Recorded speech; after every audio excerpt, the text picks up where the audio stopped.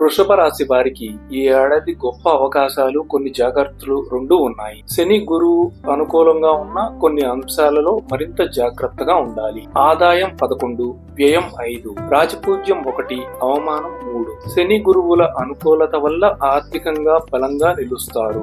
ఆదాయం పెరుగుతుంది. రాహువు కూడా కొంతమేర శుభ ఫలితాలు అందిస్తాడు. ముఖ్యంగా అనుకోని లాభాలు వస్తాయి. ఖర్చులను అదుపులో ఉంచుకోవడం వల్ల పొదుపు పెరుగుతుంది. భవిష్యత్కి మంచి ప్రణాళికలు వేసుకుంటారు. కుటుంబ సంబంధాలలో కొన్ని చిన్న విభేదాలు ఉండవచ్చు, కానీ వాటిని సున్నితంగా పరిష్కరించుకుంటారు. ఉద్యోగం, వ్యాపారం. ఉద్యోగస్తులకు మంచి అవకాశాలు, విధుల్లో ప్రోత్సాహకరమైన మార్పులు వస్తాయి. ముఖ్యంగా మే, అక్టోబర్ మధ్య కాలంలో ఉన్నతికి దారి తీసే పరిణామాలు జరుగుతాయి. వ్యాపారస్తులు పెట్టుబడులను పెంచి వ్యాపారాన్ని విస్తరించేందుకు చక్కటి సమయం. లాభాలు ఊహించిన దానికంటే ఎక్కువగా వచ్చే సూచనలు కనిపిస్తున్నాయి. పారిశ్రామిక, రాజకీయ రంగాల్లో ఉండే వారికి దీర్ఘకాలిక విజయాలు కనిపిస్తున్నాయి. సాధించిన విజయాలను ఆనందించాలి, కానీ ఆరోగ్యాన్ని గమనించడం మరవద్దు. అక్టోబర్, నవంబర్, జనవరి నెలల్లో కొంత అనారోగ్యపరమైన అసౌకర్యం రావచ్చు. ధన వ్యయం అధికమయ్యే అవకాశం ఉంది, అందుకే ఆరోగ్యంపై శ్రద్ధ అవసరం. మానసిక ప్రశాంతత కోసం ధ్యానం, యోగా వంటివి పాటించండి.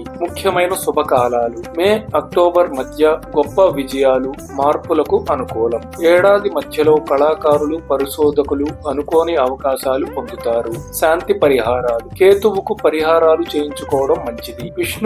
విష్ణు సహస్రనామం పారాయణం చేయడం శుభప్రదం. వృషభ రాశి వారికి ఈ ఏడాది శుభప్రదంగా ఉంటూనే కొన్ని సవాళ్లు కూడా ఉంటాయి. సరైన నిర్ణయాలు తీసుకుంటే విజయాన్ని అందుకోవడం ఖాయం. ధైర్యంగా ముందుకు సాగండి. జయ శ్రీరామ్.